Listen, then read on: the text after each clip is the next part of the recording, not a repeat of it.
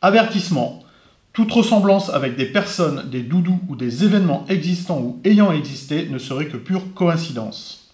Cette présentation de vœux est diffusée en léger différé du fait des contraintes techniques liées aux effets spéciaux et cascades diverses inclus dans cette vidéo et surtout afin de permettre une diffusion simultanée sur les différents réseaux sociaux. Merci de votre compréhension.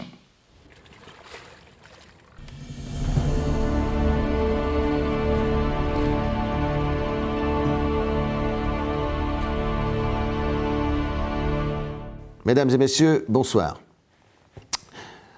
Ne vous faites pas aux apparences, l'habit ne fait pas le moine. Voyez-vous, si le président de la République ou toute personne du même acabit vous présentait ses vœux en jogging, en caressant un dauphin en peluche, il ne serait pas, à vos yeux, très crédible, même si son discours était le même que lorsqu'il s'adresse à vous en costard-cravate, avec un ton grave. L'inverse est également vrai. Le fait de rester hyper sérieux et de porter un costume ne veut pas pour autant dire que la personne qui vous parle vous dit la vérité. Sa vérité, peut-être, pas forcément la vérité. Du coup, je vous invite à chaque fois à vous forger vous-même votre opinion et surtout à la faire connaître. C'est le moment pour vous, sur La Roche-Jaudy, puisqu'un questionnaire vous a été remis pour construire ensemble le La Roche-Jaudy de demain. Attention aussi à ce que l'on vous dit à la télé, ou ce que l'on vous montre. Coluche disait, on ne peut pas dire toute la vérité à la télé, il y a trop de gens qui la regardent. Habitants de La Roche-Jaudy et d'ailleurs, je vous souhaite, en mon nom, au nom de tout le conseil municipal de La Roche-Jaudy, des membres du CCAS, du personnel communal et du personnel de l'EHPAD, du conseil municipal des jeunes, la plus belle et la plus clémente année possible pour 2021. Comme tous les ans, les années se suivent et se ressemblent bien souvent avec leurs joies et leurs peines. Certains d'entre vous sont, selon les périodes, plus touchés que d'autres, du fait de la maladie, de la perte d'un proche ou d'une situation économique ou familiale compliquée. Nous avons aussi ce soir une pensée pour eux. L'année 2020 était-elle une bonne année? Pour ne pas être grossier, dès le début de cette intervention, je me contenterai de dire non. Quoique, mon cochon, quoique. Selon une étude publiée en fin d'année, la fortune cumulée des milliardaires français est passée de 82 milliards en 2009 à 442 milliards de dollars en 2020, malgré le Covid, ce qui correspond à un enrichissement de 439% dans la dernière décennie, pour ceux que l'on appelle désormais les premiers de cordée. Deuxième au monde quand même derrière la Chine. Alors je vous laisse comparer avec vos salaires et vos retraites pour voir s'ils ont subi la même évolution. Et avec ceci, le PIB de la France est de 2450 milliards d'euros. Et la richesse des plus riches du monde est de 8 trillions de dollars. Plus de 40 millions de fois le PIB de la France. Voyez-vous, s'il y a une catégorie de population pour qui la crise sanitaire que nous traversons depuis plus d'un an est une bénédiction, ce sont les plus riches. Et les plus riches des plus riches, les milliardaires, sur du court terme. La fortune de ces derniers aurait augmenté de près de 30% au printemps lors du premier confinement. Les plus riches se sont enrichis et les plus pauvres se sont appauvris. On ne change pas une équipe qui gagne. Encore tu dis? De plus, les bourses se portent très bien, dis donc. Mais alors, pourquoi il n'y a pas plus de naissance? Précision nécessaire à cet instant. Crucial. J'évoque les bourses au sens économique et financier. N'importe quoi. Avez-vous vu un mec sérieux en costard sur les chaînes info vous parler de cela? Non. C'est tellement plus simple d'utiliser la peur, de nous rendre responsables, de faire culpabiliser les jeunes, les pauvres jeunes. Dans quelle galère on les emmène? Ils n'ont pas fini de ramer. On a en partie détruit leur planète. La faune, la flore. Et en plus, on leur a balancé un virus pourri qui les empêche de vivre et les prive de quelques belles années de leur vie, bordées certes, parfois d'insouciance, mais quel bordel quand même. Le problème quand même, c'est qu'on ne leur donne pas beaucoup de choix. Tout comme nous n'en avons pas beaucoup non plus. Du moins, pense-t-on ou nous fait-on penser. On nous propose d'arrêter de vivre de peur de mourir et de continuer à vivre en sachant qu'on peut mourir. Mais ça, en fait, on le savait déjà, que l'on pouvait mourir. Pourtant, ça n'empêchait pas certains de rouler vite, de brûler les feux rouges, de fumer, et encore, de boire énormément, de manger des saucisses de Strasbourg et du surimi, d'utiliser des pesticides. Enfin, on est un peu con quand même, parce que l'on aurait pu éviter un tas de trucs peut-être. Il paraît que dans le monde d'après, je n'y crois pas, à mon avis ce sera rebelote, enfin, dans le monde d'après, si on peut améliorer ce que l'on a participé à détériorer, moi, je suis partant. Et vous? Parce qu'en fait, le problème, ce n'est pas de mourir, parce que quand on meurt, en général, on ne sait pas. C'est pour les autres que c'est difficile. Alors quand on est con, en fait, c'est pareil. On ne sait pas. Et c'est pour les autres que c'est difficile aussi. Voilà ce qui arrive aujourd'hui. Ce sera au final pour nos jeunes que ce sera difficile. Et pan! Par contre, attention, à aucun moment je ne cautionne ceux qui, par principe, refusent le port du masque ou refuseront de se faire vacciner. Les mêmes, parfois, qui engloutissent à longueur d'année des saucisses de Strasbourg, du surimi, des trucs tout pourris, plein de pesticides ou autres produits. C'est certes leur liberté individuelle, mais c'est parce que c'est le seul moyen, justement, de pouvoir vivre à nouveau, de pouvoir débattre, de retrouver notre liberté, presque même notre droit de penser, d'exprimer nos opinions, de retrouver, pour certaines et certains, une vie sociale, de sortir du stress et de la peur, voire de la détresse et de la souffrance que crée la solitude ou l'isolement. C'est aussi le moyen de remettre de l'ordre dans tout ce bazar. Notre système de soins, si envié, est à saturation. C'est aussi le seul moyen de mettre l'essentiel, le fameux essentiel, au cœur et au centre du jeu. Nos commerçants de proximité, nos producteurs locaux, nos personnels soignants, des écoles, nos aides à domicile, nos femmes de ménage, nos routiers, nos éboueurs, nos fonctionnaires, et j'en oublie. Bref, tous ceux qui se lèvent le matin pour faire tourner la France et le monde, et qui sont loin, très loin, du monde boursier et compagnie. C'est aussi le seul moyen de retrouver de la convivialité, de retrouver un accès à la culture, puisqu'en France, alors qu'en Espagne et ailleurs, les lieux culturels, sous contrainte sanitaire bien sûr, restent ouverts. On a décidé de fermer ces lieux dits non essentiels. Le top, c'était les librairies, hein, tout de même. Plus de livres, enfin plus d'échappatoire, quoi. Et pourquoi pas la pensée unique tant qu'on y est. Et puis aussi, c'est juste le droit de retrouver le moyen de dire merde quand on en a envie, quoi. C'est tout simple. Attention, certaines images peuvent heurter la sensibilité des personnes non averties. Si vous ne voulez pas voir, fermez les yeux ou passez votre chemin. Il est temps pour moi de vous présenter mon public. Ah, c'est pour moi ce coup-ci. Comme l'a annoncé hier le Premier ministre, je suis déjà à moitié confiné. Vous voyez, le haut au travail, le bas en confinement. Alors, comme je l'ai déjà dit, l'habit ne fait pas le moine, ni le maire. Alors je vous présente mon gros nounours, Oum, mon dauphin, et tous mes amis, Doudou et Peluche, qui m'accompagnent aujourd'hui parce que je ne voulais pas faire ces vœux tout seul, et que vous me manquez énormément, comme tous ces Doudous et ces Peluches manquent aux enfants quand ils n'ont pas avec eux leurs parents ou quand ils ont besoin de s'endormir le soir. Ce contact, cette convivialité, toi, vous, me manquez.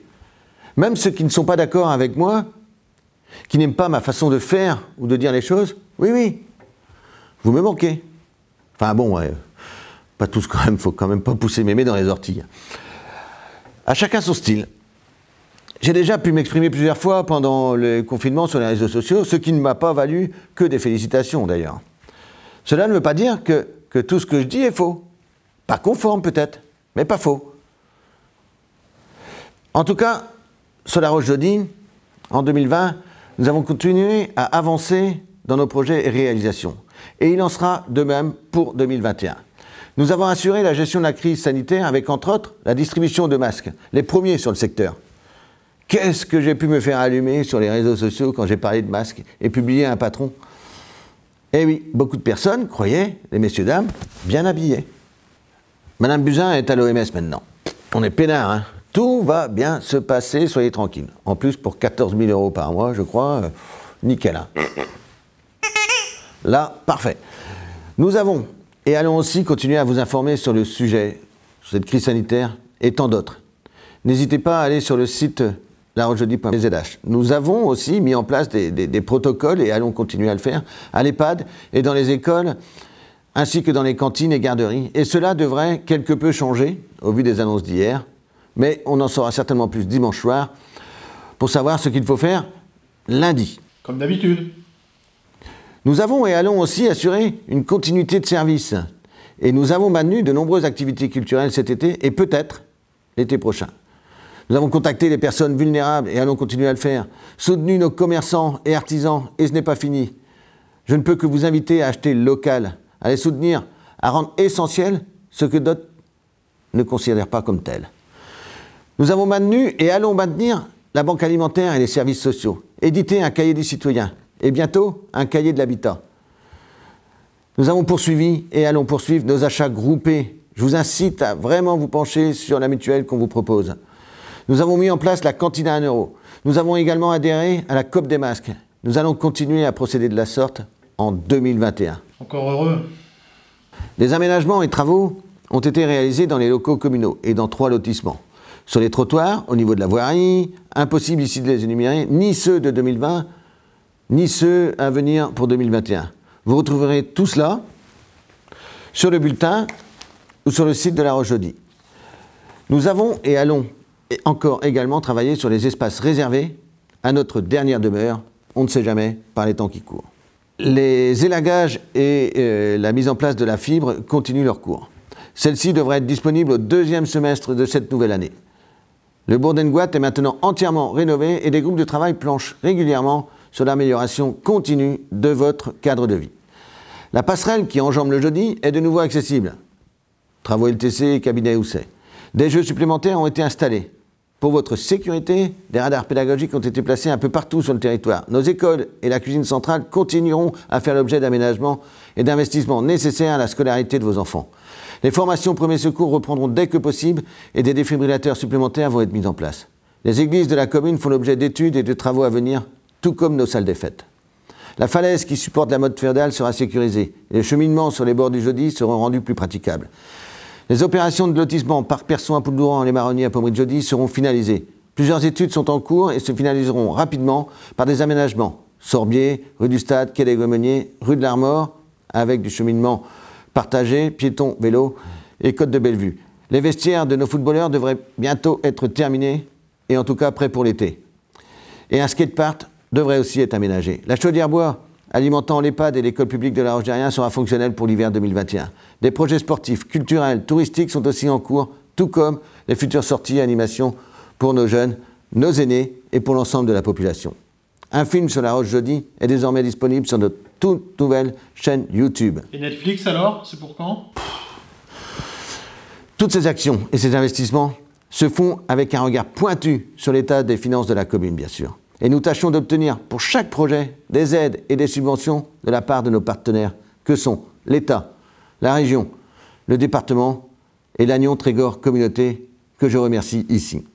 Tout au long de l'année, nous avons été sur le terrain et omniprésents en mairie pour mener à bien ces travaux et projets qui ne pourraient se faire sans le personnel communal qui, en complément des actions listées, intervient toute l'année sur le terrain, vous reçoit en mairie et traite les dossiers de la commune ou encore s'occupe de vos enfants, leur prépare à manger ou entretient les bâtiments communaux. Merci à eux qui sont également restés, parfois dans l'ombre, mobilisés pendant la crise sanitaire. À ces projets déjà engagés viendront s'ajouter vos éventuelles propositions que vous ferez à travers le questionnaire que vous avez reçu et disponible sur le site larochejodie.bzh. Chaque parole a une conséquence. Chaque silence aussi. Jean-Paul Sartre. Que vous souhaitiez voir des dauphins dans le Jodie, ce qui ne serait pas bon signe, hein. Ou d'avoir Brad Pitt à la maison, dites-le, donnez votre avis, et pas qu'à La Roche-Jodie. Voilà, mesdames et messieurs, ce que nous avons réalisé pour bien vivre sur La Roche-Jodie. Non au hamburger, oui aux crêpes au sucre. Moi aussi. Avec mon entourage et mes amis, j'ai pris des résolutions pour 2021. Arrêtez d'aller au bistrot et au resto. Arrêtez le cinéma, le cirque aussi, conformément à l'expression bien connue comme « arrête ton char, Bénure ». Ne plus sortir le chien, ça tombe bien, j'en ai pas. Râler parce que je n'ai pas eu la fève. De toute façon, je ne voulais pas être roi. Qui plus est, c'est l'époque où on les tire. Pas folle la guêpe. Aller au sport d'hiver, cet été, quand les remontées mécaniques seront ouvertes et les plages fermées. Me mettre en arrêt alors que depuis 2017, on est censé être en marche. Et enfin, arrêter de fumer. Ça devrait être moins dur que la dernière fois, puisque je n'ai pas repris. Voilà. Quand rien n'est certain, tout est possible. Tu m'étonnes, John. Avant de conclure cette petite et trop longue intervention, je le conçois, je tiens à remercier Camille, qui s'isole de force pour avoir prêté, en pleine crise Covid, un presse-purée à sa cousine Germaine. Merci aussi à Raymond, pour avoir tondu la pelouse de sa voisine Lucette en pleine crise sanitaire. Merci Ginette, qui a tricoté avec beaucoup d'attention un porte-masque à tous les habitants de son quartier. Merci à Hubert, qui a organisé tout seul un lâcher de ballon au singulier pour marquer la fin du premier confinement. Je voudrais encore remercier Paoletta, qui croit avoir des dauphins dans le jeudi, tous les matins, et qui publie des pseudo-photos du monstre du Loch Ness sur Facebook. Merci Omar, qui dès qu'on l'appelle pour un petit coup de main nous dit « Sharif !» Merci Saturnin, ce vilain petit canard qui s'est assagi pendant le deuxième confinement. Merci aussi à Sam le pompier pour le couvre-feu. Encore et encore merci à monsieur et madame Dubol et leur fille Ella pour avoir redistribué leur gain de 5 € à nos bonnes œuvres.